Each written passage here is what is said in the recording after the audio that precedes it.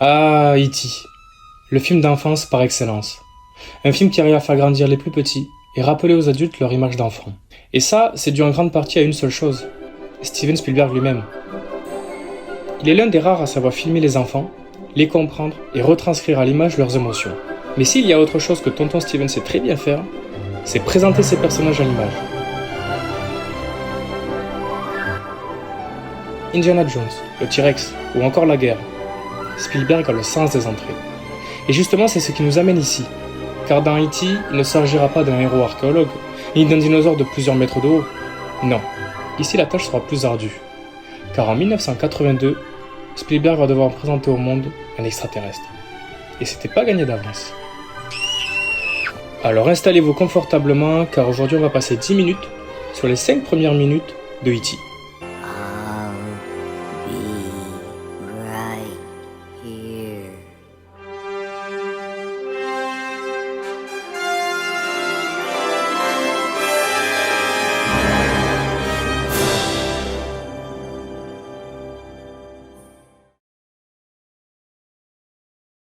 Bon, maintenant qu'on a tous pleuré un bon coup, on peut s'atteler à la première scène du film. Et il faut pas traîner, car dès les premières secondes, la musique de John Williams résonne déjà sur un ciel étoilé. La caméra descend sur de gigantesques arbres, et puis un vaisseau. Il a déjà atterri, mais depuis combien de temps? Quelques secondes, plusieurs jours? On ne sait pas. Et s'il y a bien une chose qu'on a appris durant ces analyses sur les introductions au cinéma, c'est que faire poser des questions au spectateur dès le début est le meilleur moyen pour l'impliquer émotionnellement. Si beaucoup de réalisateurs seraient tentés de filmer l'atterrissage du vaisseau spatial, ici Spielberg joue avec nos attentes. Il nous précise seulement, à travers le panoramique vertical, la trajectoire de ces extraterrestres. Ils viennent des étoiles et sont descendus sur Terre. Le film va continuer de jouer sur notre curiosité et de nous surprendre. On distingue à peine le vaisseau derrière les branches, et puis un doigt apparaît. On comprend tout de suite qu'il ne s'agit pas d'un humain. D'ailleurs, ce plan m'a toujours fait penser à la fameuse phrase « E.T. téléphone maison », avec le doigt pointé vers le ciel. Ici, la lumière du vaisseau représente par nature sa maison. Mais elle peut également représenter la Lune, et donc l'espace, là d'où il vient. On se pose alors plein de questions. Qu'est-ce que ces créatures sont venues faire ici? Sont-elles pacifistes? Ça serait bien la première fois. Et au moment où l'on se pose toutes ces questions, le film va nous répondre tout simplement grâce à l'image. Chaque question aura leur réponse à travers l'image. La caméra pénètre dans le vaisseau, et quelle surprise, le vaisseau ne contient aucune technologie alien. Pas de boutons ou d'écran. Non. À la place, on a droit à une serre extraterrestre. Ces petits bonhommes collectionnent tout type de plantes venues d'ailleurs. C'est d'ailleurs l'objet de leur visite, récolter quelques échantillons. Et ça sera mission réussie pour E.T. qui repartira avec un échantillon à la fin du film. Au final, c'est pas déjà ce que l'on fait sur la Lune, nous aussi? À travers ce plan, Spielberg nous explique que ces extraterrestres sont des scientifiques, tout comme nous. Ils ne sont pas venus nous envahir, au contraire, ils cherchent à étudier la flore. Si les extraterrestres étaient intéressés par nous, leur vaisseau se serait posé proche des lumières de la ville, que l'on voit en tout premier. Il y a un plan qui est le plus efficace de tous, c'est le lapin. Je ne connais pas plus peureux qu'un lapin dans la nature. Et pourtant, c'est à côté de E.T. qu'il l'observera sans bouger, montrant alors au spectateur que cette espèce ne fait qu'un avec la nature. Et afin de nous rapprocher encore plus de cette espèce, Spielberg va user d'une technique de mise en scène très classique, mais pour autant très efficace. Il va adopter le point de vue d'un de ces aliens. Depuis le début, la scène est filmée à hauteur de ces hommes. Mieux encore, on va adopter leur point de vue. C'est à travers les yeux de E.T. qu'on se retrouve perdu au milieu de cette forêt, et c'est à travers ses yeux que l'on va fuir le danger. Et je dis bien danger, car à l'inverse de l'arrivée calme et sans un bruit des extraterrestres, les humains débarquent avec des gros 4x4, faisant du bruit, ne manquant pas au passage d'arracher toutes les plantes. Un 4x4 que si l'on devait comparer au vaisseau spatial, est beaucoup plus menaçant et terrifiant.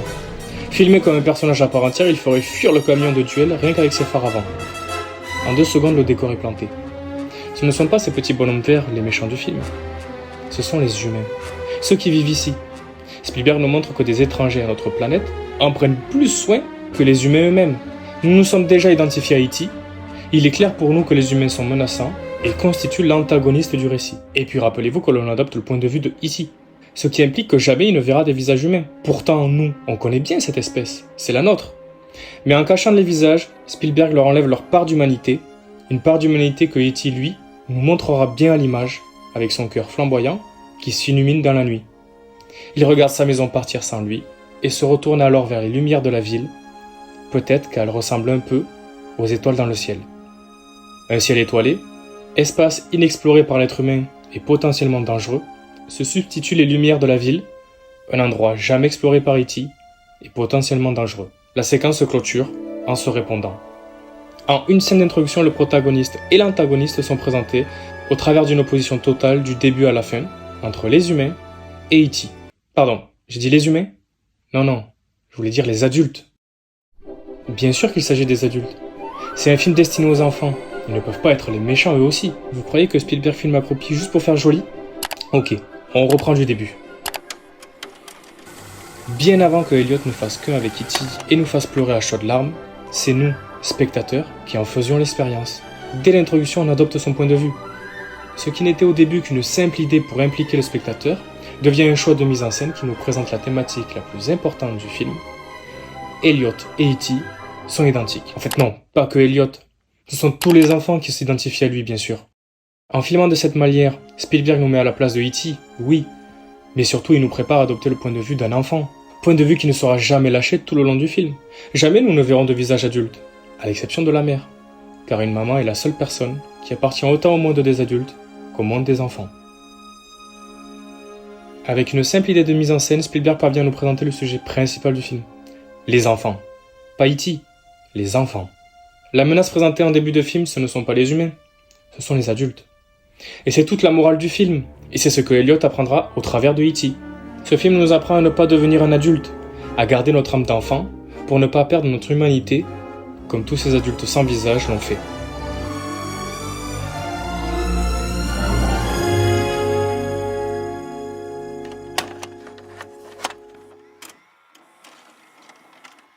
Au milieu de tous ces films d'invasion alien, E.T. est un souffle nouveau qui nous incite à la réflexion.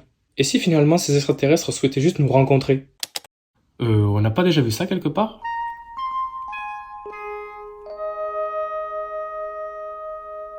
Indianapolis, Area 31 has traffic 2 o'clock, slightly above. En 1977, Spielberg réalise Rencontre du troisième type, dans lequel des extraterrestres débarquent sur Terre, mais pas pour nous envahir, seulement pour communiquer avec nous. Cela ne vous rappelle rien ? 5 ans avant E.T., Spielberg faisait déjà passer les ovnis pour des êtres dépourvus d'agressivité. Avec cette scène finale devenue mythique, où extraterrestres et humains communiquent à travers la lumière et la musique.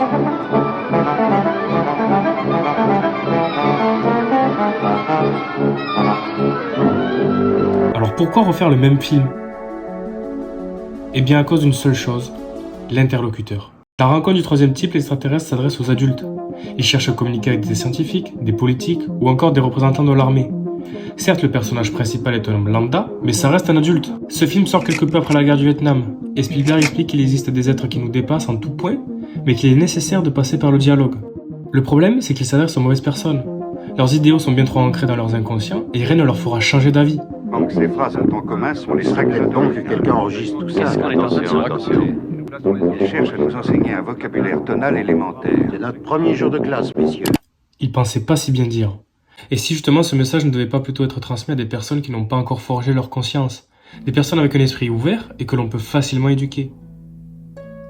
Bien entendu, vous l'aurez compris, il faut s'adresser aux enfants. C'est ce que fera Spielberg 5 ans plus tard. Il va modifier le comportement de E.T., le rendre beaucoup plus enfantin dans ses mouvements afin de faciliter l'identification. Et c'est pour cela qu'aucun visage adulte ne sera visible. À l'instar des extraterrestres dans Rencontre du troisième type, Spielberg a compris que son message ne serait compris que par une audience plus jeune.